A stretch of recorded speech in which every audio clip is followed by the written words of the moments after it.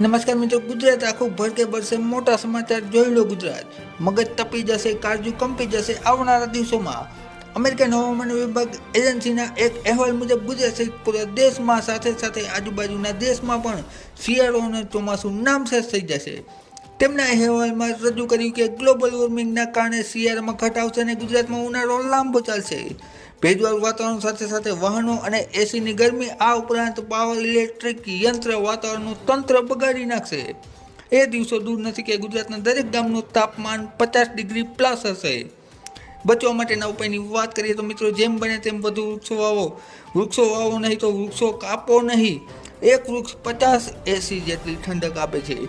જો ભરપૂર વરસાદ અને કાતરી ઠંડી જોવા માંગતા હોય તો આ એક જ ઉપાય છે. હાલની એક કહેવત મુજબ માણસ 50,000નું એસી લેશે પણ 50 રૂપિયાનો છોડ નહીં વાવે. ભાવિ પેઢીની રક્ષા માટે વધુ વૃક્ષો વાવો. ખબર તમારા કામની છે. વિડીયો જોવા બદલ ખૂબ ખૂબ આભાર.